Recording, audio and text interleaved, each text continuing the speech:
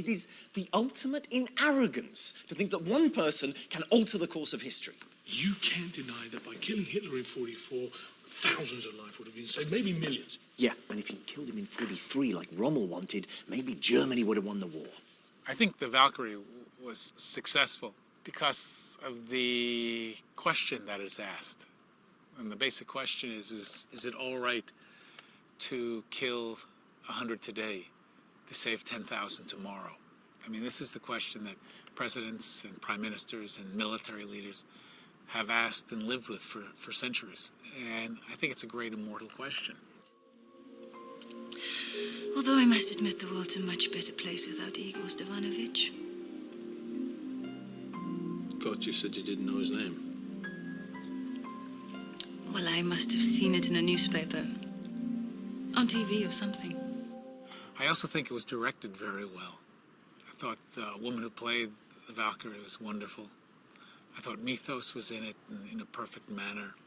I thought Adrian had a great emotional line where he had to at first protect and then attack someone he cared for a great deal.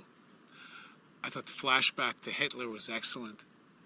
And I thought Jan Triska's performance was really perfect and wonderful.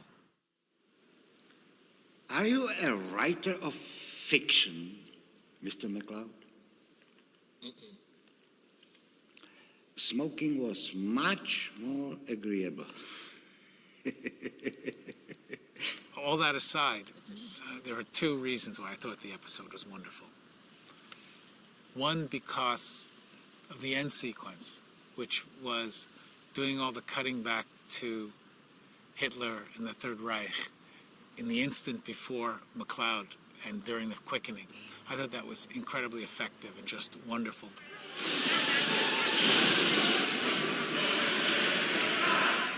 And I think this was the first script written for us by James Thorpe, who I think is really an incredibly gifted and wonderful, wonderful writer. And there was one scene that Triska played, which had one of the best lines ever in any of the shows we ever did. This is after the episode where he thinks he's killed this woman, who he doesn't view as evil, but had to kill to stop her from killing someone who may become Hitler in 5 years. And he sits there and he takes a cigarette, and he takes a puff of the cigarette, and then he says, maybe if I die a little tonight, it will even things out between me and God. I thought that was so profound, and I thought it was delivered so wonderfully, and was so beautifully written. It was the kind of script that you read and you look at, and you'd sit there in the room, and you'd have to go into other writers' offices and say, look at this line, look at the scene, look at this, isn't this great, isn't this wonderful? I was so taken by his skill and by his ability to put words on the page. I first heard the story, the real story behind how I got hired years later. It must have been 5 years later.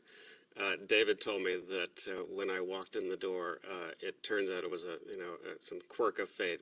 We had one opening, and there were two spec scripts that I had read that I liked. One was written by James, and one was written by someone else, and I didn't know who to hire.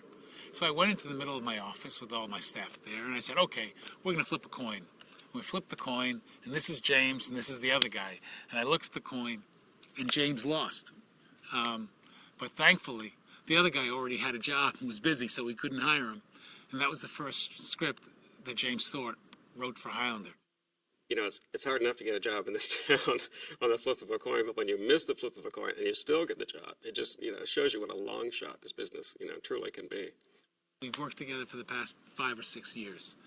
He's become a good friend, and all on a flip of a coin that he lost. Turned out to be one of the best deals of my life.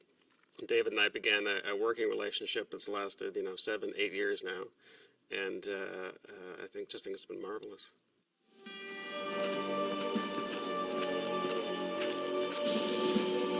That episode took place right on the heels of Little Tin God.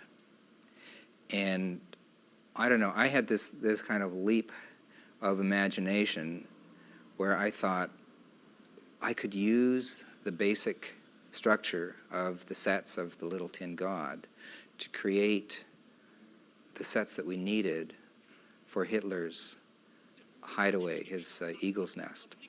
Because we wanted something that was large and substantial, and because our budget was small and insubstantial, changing the Moche Indian village into the drive-up to Hitler's bunker, and then using the interior of the temple again to create the interior of this bunker and to create the meeting room. And a key part of that room was the fireplace. I wanted this huge fire blazing behind Hitler, the little man with just the flames of hell rising around him. I was on set when they were shooting that, and the special effects guy kept turning the flames down, you know, and I said, no, we want big flames in this. You got to turn them up. He said, yeah, but it's going to get hot. I said, this is all about the flames. This whole set is built so that there can be flames here, so let's see the flames. Who is the imbecile responsible?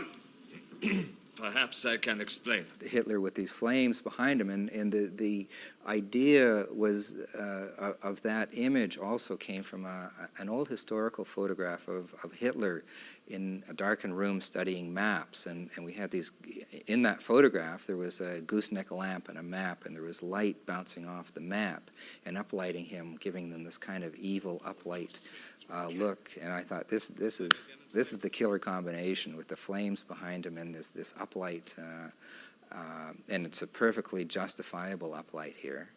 It came together quite wonderfully, you know, and it was really fun to change the old Moche Indian temple into something absolutely different, and yet it's still the basic same structure with a fireplace added.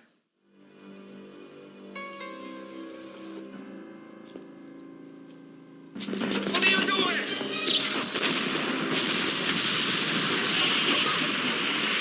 Valkyrie was my first episode of Highlander and first of television. I am invincible! I really enjoyed making Valkyrie because the script was really solid. It had a great moral dilemma, and I was discovering the whole world of Highlander while I was doing it, and so it made it a good experience. Ingrid Hannah. Hey, ask Joe about it. I don't have to ask Joe about her. I know about her. She failed to kill Hitler in '44, and she's been making up for it ever since. It seemed like quite an ambitious project, but I kind of like to think that I approach all situations trying to make a mini movie, you know, whether it's 3 minutes long or 3 hours long. It's, you know, I'm trying to do something cinematic with it. It's now or never, Duncan.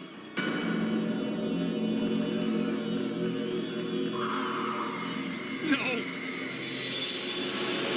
Valkyrie, I'm not sure whether it was just the power of the script of the moral dilemmas or the feeling of it, or simply that it was just my first, but it's always kind of remained special in my heart as one of the best.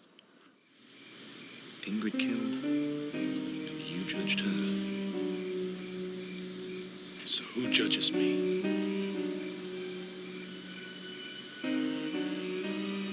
You hungry?